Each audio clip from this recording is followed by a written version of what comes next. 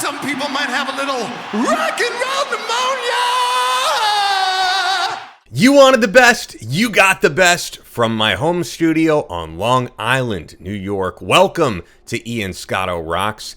I am your host, Ian Scotto. For a couple weeks now, I've been teasing out a Peter Criss deep dive, and this one was really a lot to get into. And whether you're a Kiss diehard or maybe even someone just getting into the band trying to learn more, I think you're really going to dig this. So, for one, be sure to hit subscribe if this is the type of content you love. We're going to be doing a lot of this type of stuff. And with that, let's get right into this. Dirty Livin', Peter Criss. Peter Criss's book, Make Up to Break Up, starts off with some of the most gut-wrenching recollections of extreme low points you could ever read. All members of the classic lineup of Kiss absolutely reached some major lows after the heights of their fame. But Peter Criss is really the guy of the original four who experienced becoming an artist of complete obscurity following his years in Kiss. I want to read to you the book's prologue just to demonstrate exactly how bad things had gotten for Peter at one point. Have you ever tasted the barrel of a .357 Magnum that's halfway down your throat? It's a really unforgettable sensation, like a piece of iron dipped in oil, with sort of a coppery aftertaste. I got my first and hopefully last taste of one on January 17th, 1994, sitting on the floor of my debris-strewn bedroom in Los Angeles. Just 12 hours earlier, I'd been lying in bed watching TV. It was around 3 a.m. and I was cozy under the covers when I feel a little tremor. I'd been through quite a few shakers in California, chandeliers rattling, traffic lights swaying, but this was different. The tremors started getting more frequent, and I started to hear a rumbling noise, so I sat up in the bed, and all of a sudden the whole place shook big time, and the TV flew off the dresser, tumbled down, and blew up. I was like, motherfucker. Then the lamps fell over, and I was like, holy shit. Turned out this was the beginning of the Northridge earthquake, a massive catastrophe that killed 33 people and injured more than 8,700. I'm a Brooklyn boy. I knew about cockroaches and rats and zip guns, not earthquakes. So I started to panic. I heard glass shattering in the bathroom. I was hearing all this devastation, and just then another big jolt came, and my bed collapsed, and the huge wooden armory started dancing across the bedroom and then tipped over. Behind that armory, on a nail, I had hung a bag that was filled with $100,000 cash. That was all the money I had to my name. I wasn't going to put it in a bank, didn't trust them, and I was in trouble with the IRS then. So I figured I'd keep the cash nearby, and if someone was going to rob it, that's a big piece of motherfucking shit to move. But now, the huge armory was lying on the floor, and the bag was hanging from the nail, exposed. My fear of death set in. Lamps were flying through the air. I got up and ran into the living room, and I saw all my Kiss gold albums falling off the walls and shattering. I also had a full cabinet of Steuben crystal that I had managed to pry from an ex-wife's hands, and all that precious crystal busted up. All of a sudden, the couch flew through the air, the armchair went over, and I got thrown into the bathroom wall. I was thinking, Jesus, I'm going to fucking die in some shithole apartment in Hollywood. I just don't believe you're going to take me this way. So I found the .357 Magnum, tucked it under the waistband of my sweatpants, threw my bathrobe on, pulled on some sneakers, grabbed my bag with cash, and ran. I knew enough not to take the elevator, so I rushed down the steps. It was still dark out, and people were screaming, running half naked out of their apartments into the street. Outside, it looked like a war zone. Cars were overturned, a water hydrant had blown up, and there was water gushing out into the street. People were running around screaming that it was the end of the world. Then, like in a movie, I heard a rumbling sound, and I saw the tar separate and the street crack open. Everybody was panicking. But suddenly, I got strangely calm. I was scared, but once I had my footing and my money and my gun, I knew no one was going to take them from me. I just kept walking around in circles. I didn't know where to go. By then the sun was coming up and there was an aftershock and everybody screamed again. I had circled back to the front of my building where hundreds of people had congregated. All the windows of the health food store on the ground floor had shattered and the food was all over the ground. Our underground garage had collapsed and lots of cars got totaled. By late afternoon, they let us back into the building. I walked into my apartment and I couldn't believe it. Everything I had of value was leveled. I had no bed. The rod in the walk-in closet had collapsed and my clothes were on the floor. The refrigerator had toppled over and all the food was going rancid. The kitchen cabinets broke open and there was sugar everywhere. In the living room, all my records were shattered on the floor. The top of my People's Choice Award, which I had won for Beth, had broken off. My daughter's pictures had fallen off the wall and smashed into a million pieces. Everything that I used to look at and cherish was destroyed. I didn't have electricity yet, so I lit a few candles. I was filthy, covered with dirt and grime of the streets. But I couldn't shower because the whole shower had fallen apart. Even if it hadn't, there was no water. I couldn't even run the sink and wash my hands. I walked back into the bedroom and sat down on the mattress on the floor. I had to brush away the soil from the flower pots, which had all broken. It was dusk, and a huge wave of depression rolled over me, and I almost threw up. I felt like there was a hot poker plunged into the pit of my stomach. I thought I was taking a stroke. I couldn't even breathe right. The air felt thin from the dust and the dirt in the apartment and the rotting food. The whole room stank from death. I thought to myself, why should I keep going? I was in the middle of recording a new album, but fucking whoop-de-doo. I was on TNT, a clown label. Then I started talking to myself like in that Peggy Lee song, Is That All There Is? What do you really have to live for? Your 2 marriages have gone to shit. You hardly see your daughter. You got $100 grand, but you were worth 12 some odd million at one point in your life. If this had happened when you were in KISS, your manager Bill Aucoin would have been there with 50 cop cars, 20 ambulances, and a helicopter. When you're on top and you're making everyone rich, they all love you, babe. Life is wonderful. But now you're really just a has-been. No one cares about you, especially in Hollywood. I looked around the room. I once had money to burn. I'd fly to Barbados for the weekend. I lived in a 22-room mansion and had my pick of 4 luxury cars. And now I was sitting on the floor in the middle of the debris of my former exalted life. It was then that I realized I didn't want to live. Life had been just a fucking nightmare. Nothing but ups and downs and drugs and fighting. And I was sick of it all. So I pulled out the .357 Magnum and put it in my mouth. The barrel is about 6 inches long, and I easily put 3 inches in. The gun is an inch in diameter, so I began to gag a little. When I hammered the gun back with my finger on the trigger, I started shaking. I knew if I slipped, it was all over. I also knew that I had straight flathead bullets in the gun, so if I'd pulled the trigger, my brains would wind up somewhere across the street. I was a lucky bastard. I had cheated death a few times, but that wasn't going to happen with a .357 Magnum in my mouth. That gun would literally take a man's head off.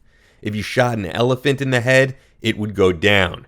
That's why Clint Eastwood loved it. It's the most powerful handgun in the world. They say that in situations like this, your mind just starts racing, and you see your whole life before you. But for me, everything seemed to be in slow motion. I had cried wolf many times in my life, especially with KISS. I was known for quitting the band a million times. But this was different. This was far from a bluff, because there was nobody there that I was bluffing, just me and the rubble. Then I thought about my mother. There's not a day that goes by I don't bless myself with holy water and then get in my car and rub the medal of the Virgin Mary that she gave me and say a Hail Mary for my mother. And then I kiss her Mass card that's right there on the dashboard. My mother had died 3 years earlier, on New Year's Day 1991, and I still hadn't gotten over it. I'd been very close with my mother. We had a very strange, deep relationship. We were more than mother and son. She was my closest friend. I was still hurt and grieving her. I had been concerned my whole life about letting her down. I always realized how hard she had worked for me to be something, how much it meant to her that I became something. And if I offed myself, how could I ever meet her again in heaven? And what about my father? He was still alive. He'd be devastated. And I thought of the Kiss fans, the greatest fans in the world. And then my eyes wandered a bit, and I looked over at the fallen armory. And next to it was a picture of my daughter. It was my favorite picture of her. Jenna Lee was about 10 when it was taken, and she looked like a saint. And miraculously, the glass wasn't cracked. It wasn't broken. The frame was standing up defiantly in the midst of all the rubble. That's when it just clicked. I'd been going through some real bullshit, but no matter what, I still had my kid, man. Suddenly, there was an immense feeling of faith in that room. I began to believe that God didn't want to take me in the midst of this massive lunacy, that he had more in store for me. But the depression was so dark and so deep, and the pain so acute. I was in the middle of a tug of war, almost like a battle for my soul. I could feel the force of the power I had holding back the trigger with the gun in my mouth. I had the power of life and death right there and then, and I was in full control of me dying or living. It was very, very heavy. But how could I do this to my little angel in the picture? So I pulled the barrel of the gun out of my mouth, put it back in the holster, and then locked it back up. And I resolved to go and finish the album and take my young band on the road and see what the future would bring. I cheered myself up and took my pillows and made a bed out of the mattress on the floor and slept right through the night. And then I woke up the next morning and got on with my life. Very powerful stuff. So you guys have heard me reference the podcast Three Sides of the Coin various times on the channel. And I want to quote the great Mark Cicchini from there, who often says, "Timeline is everything." Let's take you back to this time. So why exactly was Peter on the verge of suicide in January of 1994, and how did he blow nearly all of his money from his years in Kiss by then? We'd have to go back 15 years prior to then to really answer that question, when he was out of Kiss and went off on his own. When Peter was out of Kiss, he'd released his first solo album, excluding the solo albums he did during his time in the band, back in 1980. The album was called Out of Control, which was quite an appropriate title for where Peter was at that time, and we'll dive into that shortly. The album sounds nothing at all like what fans of Kiss would expect from the former rock drummer, and doesn't seem to make any effort to appeal to Kiss diehards. A stupid business move when you think about it, because those would be the only people possibly yearning for an album from Peter Criss. In Peter's mind, however, he could do no wrong, and the album would of course make waves because he was the great Peter Criss. I don't even think I'm opining when I offer this perspective, because if you read Peter's book, that is entirely his attitude of how things should have been throughout the whole timeline of his solo career. Suffice to say, however, that is not at all how things went. That first album failed to chart anywhere in any country, except for Australia, where it landed at number 48. Less than 2 years later, he'd release Let Me Rock You. This album fared no better, also not charting anywhere except for one country, this time Norway, peaking there at number 29. One thing that certainly didn't help was that Criss did absolutely no touring in support of these records. As mentioned, his first album title suited where he was at because drug abuse would spiral into delusions, marriage issues, and horrible financial decisions, landing him in South Oaks Psychiatric Institute in Amityville, Long Island, to clean up his act at the advice of his friends and family members. After his stay, things would get even worse, as he'd hire a mobster to go after members of the Kiss camp and getting him money that in Peter's mind was rightfully owed to him. Not surprisingly, things backfired. Peter and his then wife would soon flee to Hollywood, and that brings us to where we are prior to the shit really hitting the fan. For several years, Peter would really do a whole lot of nothing. He'd do a few drum clinics and also start bands that would go nowhere, most notably at one point with Mark St. John after Mark's short stint in Kiss. Regardless of very little income coming in, he'd still live like he was in a platinum-selling rock band, burning through what cash he did have from the years prior. On New Year's Day of 1991, Peter's mother, Loretta, would pass away, which had a profound and negative impact on him, as he mentioned in that excerpt. To make matters worse, only a week following this, Peter was starting to get concerned calls asking him if everything was okay. These inquiries weren't asking if he was hanging in there following the news of his mother's death, though. They were strange calls asking if he was really homeless and panhandling to survive. Although Peter wasn't in the best place financially, this was obviously far from the truth, and was extremely puzzling as to where this rumor had started. It turned out that on January 8th, a tabloid called Star Magazine would publish this article with the headlines, "Kiss Star Now a Homeless Bum. Kiss Star Hits the Skids. Glam rock drummer who earned $12 million panhandles for nickels and sleeps under a pier." This was clearly a hoax, and it was perpetuated by a mentally disturbed homeless man named Christopher Dickinson who faked being Peter Criss to earn whatever money he could get and to also have relations with women. The following month, Phil Donahue would do a segment on the hoax, as you can see here. Also on the show was Kiss megafan Tom Arnold, as you can see, and Peter would confront the faker. Clearly distraught over his mother's death, adding this insult to injury put him in an even worse mind state than he was already in. After the show, Donahue would ask Peter if he wanted to help out the man, clearly down on his luck, and Peter would pretty much tell Donahue to fuck off at that point. According to a user on the Kiss FAQ forums, Dickinson would die in a road accident years later, though this can't be confirmed.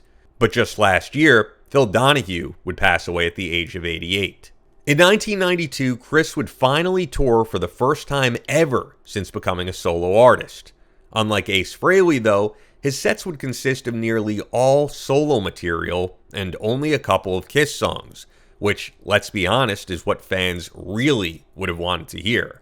As you can infer by this point in the video, though, things like what makes the most business sense and what would help his career were really not things Peter ever gave much consideration to, and then he would often wonder why the results weren't what he had hoped for. This then brings us to 1993, where he'd put together his band Criss and work on what would become the album Cat Number 1. Shortly before the release of this album is when the earthquake would hit, and to make matters even worse, Peter would soon be attacked behind the wheel of his car by a man who went after Criss in the driver's seat with his window open and knocked him out cold. Following his recovery in the hospital, the album would officially be released in August of '94, and as Criss recalls, it would be on an independent label, Tony Nicole Tony Records, or simply TNT. Criss kind of mentions TNT as an indie label, but to be honest, I'd put it a step below that, and closer in line with him just self-releasing the album.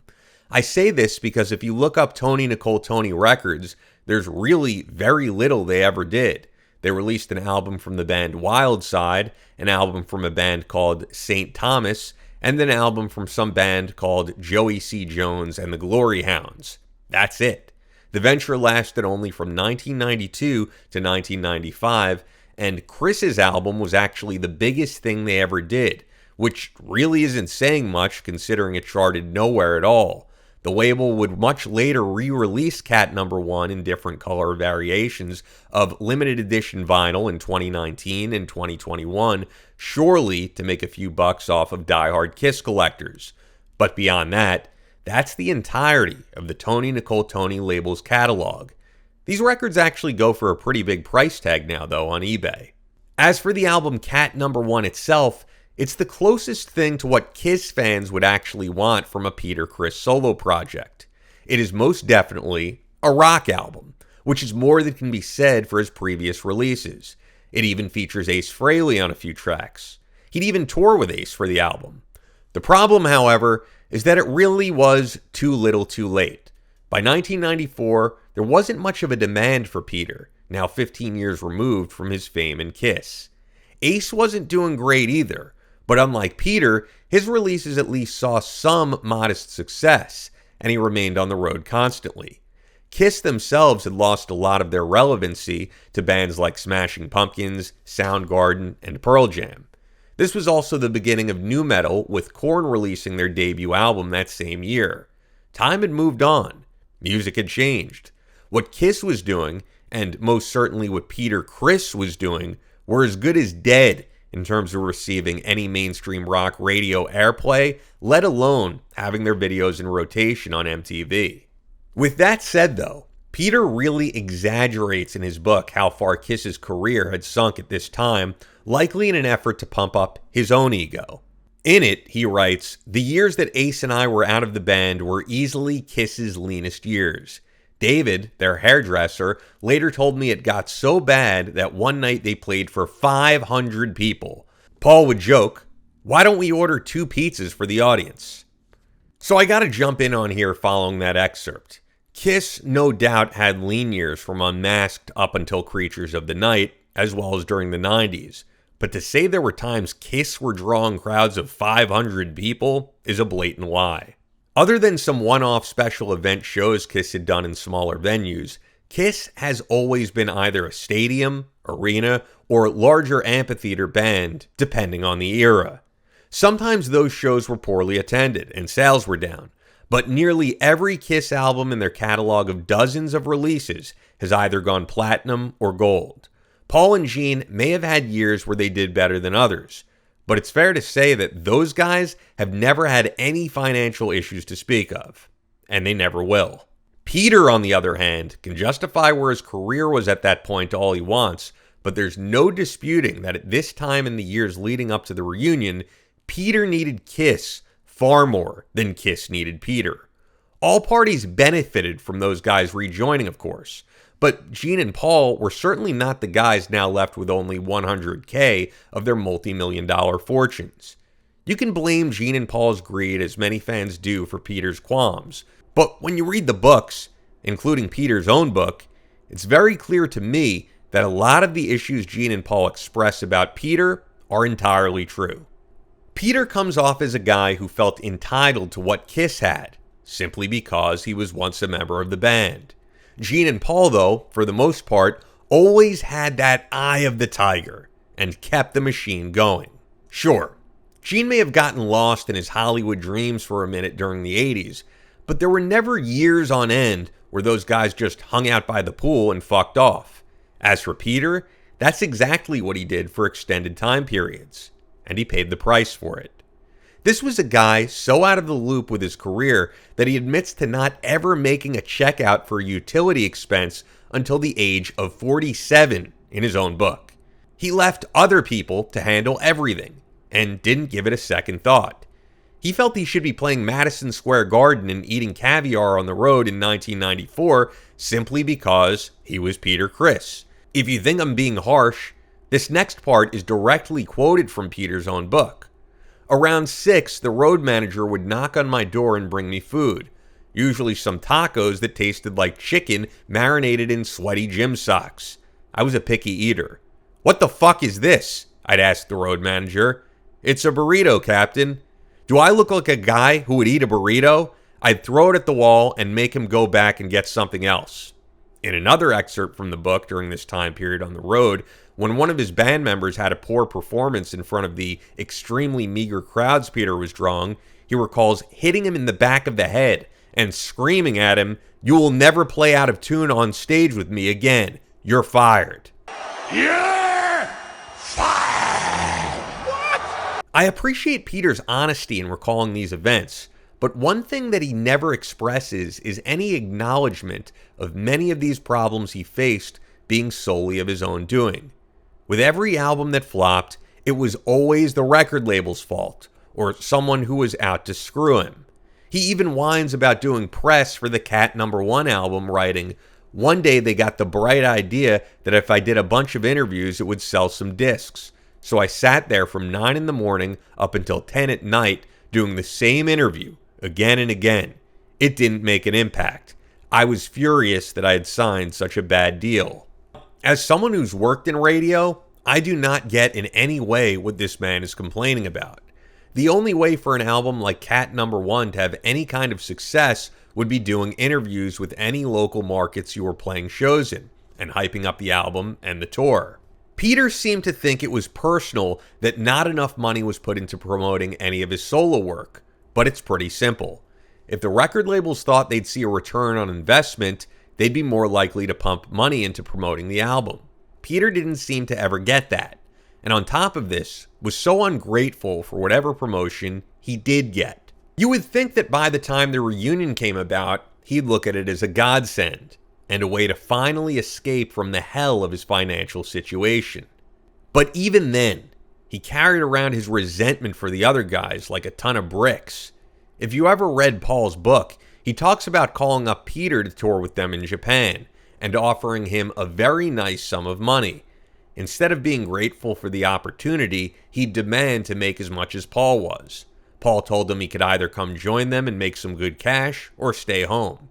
Peter responded that the fans would never accept it without him.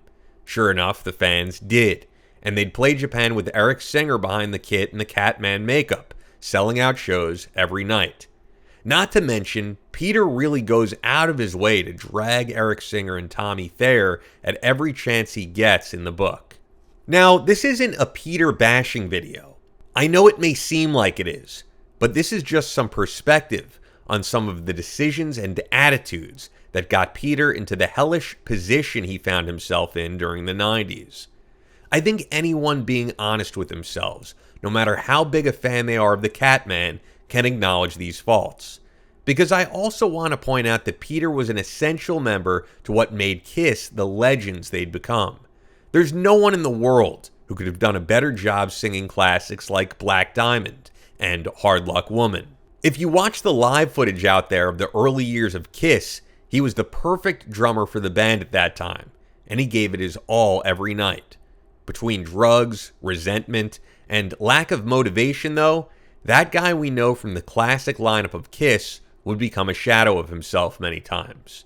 That said, going back to the time frame we're covering here, Cat Number 1 has some pretty killer tunes. And I think if it were put out at a different time, it could have fared closer to some of the albums Ace put out a few years prior, like Trouble Walkin'. Peter even put on some really great performances at this time, but just couldn't accept that he was no longer an A-list rock drummer. As for the book itself that I got much of this from, I think Peter did a phenomenal job. The book is an absolute page-turner. I remembered how much I loved it, rereading parts of it to make this video. Much of that great writing is in part to co-author Ratso Sloman, a guy known for helping some of the biggest celebrities write their memoirs, from Mike Tyson to Howard Stern. Kudos to Ratso. So I hope you guys really enjoyed this longer deep dive on Peter Criss.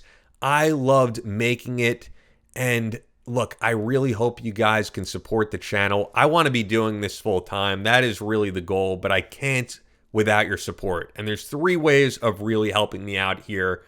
One is quick and it's easy. Just like the video, subscribe to the channel, and leave a comment of what you thought and what you think of some of Peter's comments about this era.